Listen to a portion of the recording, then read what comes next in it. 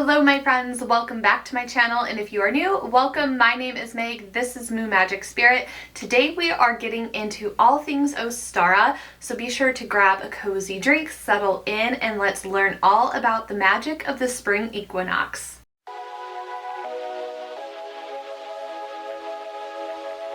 The time has come. We are about to step into the realm of Ostara, which is also known as a spring equinox. This happens when we enter Aries season on March 20th this year. This is my favorite time of year. It's always exciting because this is when the earth has awakened officially from its wintry slumber, and I also feel like it's when I awaken officially from my wintry slumber.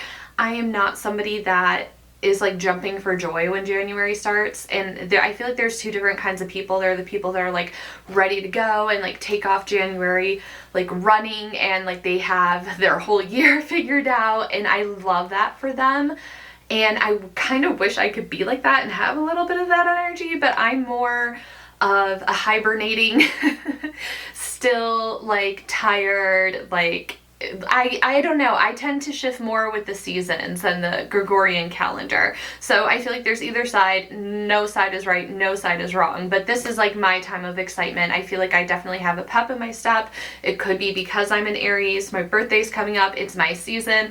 I'm always looking forward to this fresh start of Aries season after winter. And this is just like such a beautiful time of year in the northern hemisphere. We have life emerging from the ground. We're noticing more birds singing, more birds returning. We're noticing flowers beginning to sprout, plants beginning to sprout, like just bursts of color everywhere, and like so many fresh scents coming into the air. And it's just such a truly lovely time of year because everything begins to feel alive again. Ostara is really a celebration of resurrection because it's us becoming ourselves again, leaning into ourselves again. It's a phase of initiation, and I talked about in my Imbolc video how Imbolc is like the start of initiation, and now that we've had a couple of weeks to work through that energy, we're like ready to begin initiation here. It's just that winter symbolizes a time of rest. It also symbolizes a time of death, a time of transformation, introspection, and rest. So Imbolc was kind of like a stirring of like a re-emerging for us. And it was time for us to think about what seeds we're planting, what we want to nurture, what we want to compost, like what do we want to leave behind from the winter, what do we want to welcome in with spring, like what are we planting in our garden, like what exciting plans do we have. I just love Ostara and Aries season because it just feels like there's infinite potential, and that we've just arrived on this precipice of just taking a leap excitedly. Let's just take a couple seconds to rewind to talk about the roots of Ostara. This is one of 8 festivals in the Wheel of the Year. I'm going to be uploading videos this year talking about all the festivals, so there is a playlist up above. If you're interested in learning more about them, be sure to subscribe so you can be here when the next video hits. But Ostara has really deep roots in Celtic and Germanic traditions. It originally marked the beginning of field work again. So we kind of had this period of, harvesting at Lunasa and using that harvest to get us through winter. And then Imbolc came, and it was like the celebration of surviving winter, of making it through those really dark and hard times, and getting back to work and like literally physically planting seeds to begin the process of harvesting all over again. And now in modern times, we can take that and look at it as a way of symbolizing new beginnings, hope, balance.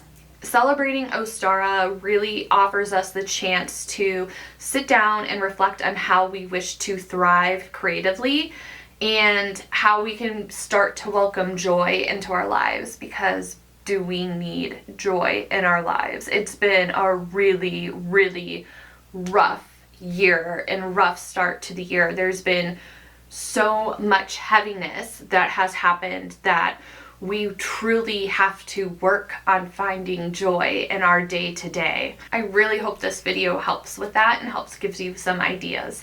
Another really cool thing about Ostara is that it has this harmonious equinox energy where day and light are equal. So again, we're making that transition from longer nights to shorter nights to longer days, and now they're equal. So we're going to start to transition to the other side of the days becoming longer and the nights becoming even shorter. So while we are celebrating Ostara here in the northern hemisphere, the southern hemisphere is celebrating Mabon, which is the autumn equinox, and it marks the second harvest of the year, and it's traditionally a celebration of collecting that harvest and having really, really hearty foods. So if you are in the southern hemisphere watching this, I do have a blog post from last year about Mabon. If you want to check out my Substack, it is down there. I am being attacked by fuzzies from my cardigan for some reason. Ugh. All right, let's talk about ways that we can be celebrating Ostara. So I always like to talk about spring cleaning. I kind of talked about it in bulk, so it's kind of like if you weren't feeling the whole vibe of spring cleaning, then this is a really good time for spring cleaning. I mean, it's literally called spring. Typically it's that time of year where things are feeling more alive, more lively. You're like wanting to open up your windows and get some fresh air in your house, unless you're like me and you live in the desert and it's actually starting to get hot. So we're more likely to do that during in bulk. But anyways, spring cleaning is always a go-to, but you can take that outside of your home. I always suggest people to digitally cleanse their space, like going through your follow list, unsubscribing from emails, and just like taking time to delete old screenshots, maybe organizing some files on your computer, or like transferring photos from your phone to your computer, kind of having that organization. And that's something that I did last year, and I'm like, yep, I need to do it again this year because the storage on my phone is a nightmare. So kind of going through that was what I did last year, and it's on my list this year. And this is a really great practice because it surprisingly feels liberating to kind of get rid of things that have just been sitting there like energetically on your phone. Even though it's digital and not a physical thing, it still energetically feels liberating to get rid of things and reorganize them and not feel overwhelmed. And it can really help bring some like clarity, especially if you're struggling with creativity or feeling focused. It can really help to bring some clarity. Like a sense of organization is always a great thing. I always think of spring, you know, we talk about fertility a lot, and it doesn't always have to mean like literally birthing another human. There's so many different ways that we can talk about fertility when it comes to birthing things. We birth new ideas all the time, new projects, new ventures, new creativity. So some things that really excite me are creativity. So this year I really want to lean into like maybe getting back into painting, starting to play guitar again. I really love being creative with makeup and makeup artistry. So maybe giving myself the permission to play around more with my makeup like I used to. So I'm just really looking forward to see like what creative stirrings come to me during this period of time. Now, if you are an artsy person and you're looking for something a little bit more on theme, egg painting is definitely a go-to, or you can create like a floral wreath or something like that. I love doing that more for Yule, but creating a spring wreath could be something that is super fun and creative. And we're going to talk about the tie between Easter and Ostara, but egg painting definitely has Ostara roots to it. Now, if you're not super into the painting and like creativity that way, this is also a perfect time for kitchen magic. I know so many people that have taken up bread making again. We all know that that was like something thriving in 2020, but I'm seeing more and more bread making on my Instagram stories, and I love seeing it. I love like living vicariously through people that I follow, because I am not patient enough for baking. So if you are a kitchen witch, working on developing your baking skills is something that you can do. Try baking bread infused with herbs. If you are doing that, like switch it up. Like, what's a new way, something new that you can do to experiment with your bread making that you haven't tried or that you've been thinking about trying? Maybe you are somebody that is wanting to switch from coffee and start drinking more tea. I've been seeing a lot of people do that. So perhaps something you can do to celebrate Ostara and welcome that energy in is create like a tea apothecary in your kitchen and set up a little station. You can also do this with your coffee supplies as well, and just like creating a new space for something and reorganizing it. is just, again, like the vibe of like this spring cleaning, like shifting of the energy, welcoming a new space, because it's going to help clear things up and create new avenues for you. So, you know, anything fun and creative in the kitchen, maybe you want to try a new cooking skill or take up cooking, something like that. Now, if you are like, girl, that is just like too much to ask, I am like on zero, I have nothing to give, I respect that, I get that, I see you, I am you. So I want to suggest nature observation for you. This is really, really easy. You don't even have to leave your house to do it. You just have to look out a window.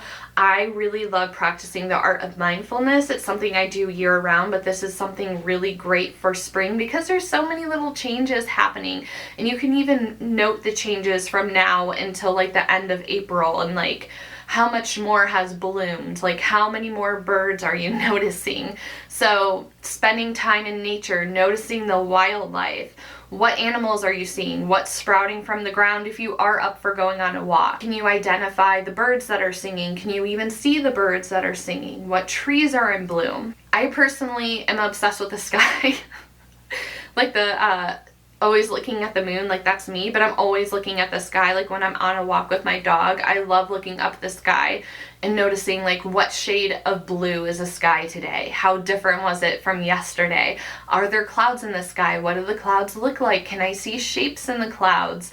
That's something that I really love doing, and it really helps my mental health significantly, just like even being outside for 10 minutes for a walk. So documenting these observations in a journal to reflect on, and just like allowing the sights of spring to inspire you. Hey, honey. Mika has decided to join again. So you may notice a lot of similarities with Easter and with Ostara, especially like when it comes to eggs, bunnies, like there's baskets. I talked about egg painting, and that's because eggs, again, symbolize fertility. She is grooming me right now. Eggs represent fertility, birth, rebirth. They can even represent immortality, because how many of you have like a first egg that you painted like when you were like old enough, maybe when you were like 3 or 4, that your parents have kept? Because like my mom did that, she kept an egg, so in like that sense it represents immortality, and that's kind of like the physical manifestation of it. So pagans would color eggs to show their gratitude for life, and that's a really big tradition that's seen in both holidays. Bunnies are also another one that's really symbolized for Easter, the Easter bunny. And when it comes to Ostara and the pagan holiday, bunnies are really closely connected with spring, fertility, vitality, and they just bring a renewed sense of joy like little kitties do. Now let's move on to altar preparations, and I'll kind of share like what I like to do on my altar, and then we're going to be talking about some magic. She is choking me out right now. Spring is all about pastels, so any lighter colors on your altar will really pop and fit in with the season. So like light greens, yellows, light pinks, baby blues. If you are like, I don't like pastels, that is so not my vibe. Earthy tones will also work really great for a spring altar. Fresh flowers make a really great addition to an altar. If you have dried flowers too, that's also really beautiful to put out. Just any kind of flower petals. You can also have dirt on your altar, which sounds weird, but you can take like a little container or a little bowl and put some soil in it, because it's representing the earth, and like having fresh flowers by the soil. It's just like a very literal way to bring that inside onto your altar. Pieces of moss would also work really well for this, and could be like a fun addition for your altar. You can also add elements and symbols like eggs, bunnies, chicks, baskets, ladybugs, frogs, butterflies, And all of those will symbolize fertility and transformation. And it doesn't have to be literal. It can be like if you have little statues or figurines, you can even print out pictures. I know some people, it's a really cool idea that I'm like, oh, maybe I should do this, where they print out photos or like make a little collage and stick it in a picture frame. So you could put like frogs and butterflies and chicks on a little collage in a picture frame to have on your altar, or that could be your altar if you need it to be like very, very subtle. You could consider diffusing and working with different scents like jasmine, lavender, lemon, bergamot, anything that is just like nice and fresh. Something that I did last year that was really fun and creative for my altar was that I dried out eggshells. So I saved my eggshells and I dried them out in the oven. You can look up how to do it. I don't think I have a video on how to do it. I might, but you can just Google how to dry them out in the oven and sanitize them. And then I ended up putting soil inside the eggshells, and I ended up topping those eggshells with soil in them with dried rosebuds, and I also put little tea lights on top of them, and it was just like so cute and so magical, and it just felt so fun. It felt like a little garden like on my altar, which I loved. If you are wanting to do something similar but you don't want to use eggshells, like I said, again, just putting some soil in like a little decorative dish or a small bowl, and then, you know, maybe sprinkling some, if you have dried rosebuds on hand or dried lavender, just sprinkling some of that on top with the tea light candle would be super cute. We're also going to do a floating candle in this video, which I love to do as well. Speaking of the floating candle, it is time to move on to that part of the video, so I hope you join me. You'll have to let me know in the comments if you go with the floating candle or if you go with the soil idea, or if there's other ways you're decorating your altar. I would really love to hear it. Let me know in the comments. But all you need is to gather a bowl, and I'm using clear quartz, and I'm placing that into my bowl. And if you don't have clear quartz, you can use rose quartz. You can use any kind of like harder crystal. Just to be safe, Google if the crystal is water safe. So that means that the water won't damage it. I'm using little chips of clear quartz, so it's going to be fine, along with some, you know, points that I have. And I'm setting the intention of this to clear any blockages that I have, and also for protection.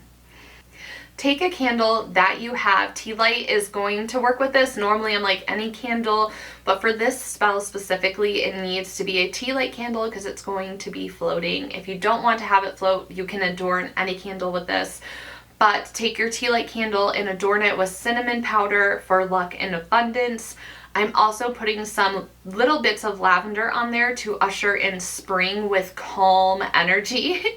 And we're also going to be using rosemary for renewal and healing. Now, if you are somebody that has moon water, you can use your moon water for this spell, or just regular water is totally fine. I'm using regular water in this video. And you want to place your crystal into the bowl and then fill it with water. As you pour the water in, think about your intentions and what you're really desiring for the year ahead. I'm personally going to be adding sprigs of rosemary and sprinkling lavender on top of the water and having it float around in there. Once you have your bowl set, you're going to take your tea light candle and very carefully put it into the water. You can just hold it by the wick and gently set it in, and it will float. Once it's in there floating, you can just go ahead and light the candle and visualize your intentions floating off into the astral realm. Since this video is going out before Ostara this year, I really want to prioritize a mindful celebration and just dedicate a full day to just immersing myself into this energy and truly focus on being present with my craft. So, with that being said, I would love to know how you plan on celebrating again, and I would love to read about any traditions that you leave in the comments. Remember, my friends, this is a beautiful time of year to set your intentions with starting new projects or leveling up ones that you're working on. Get into crafting, anything that you can do with your hands, bonding with nature and the nature spirits, leaning into kind of your green witch vibes. So my wish for you is that you continue to dig deep, create meaningful traditions, and find significance that resonates with you. As always, thank you so much for your time and energy in this video. Don't forget to subscribe if you would like to see more. To stay connected with me, check out the description box, and I will see you in the next video. Happy Ostara, everyone!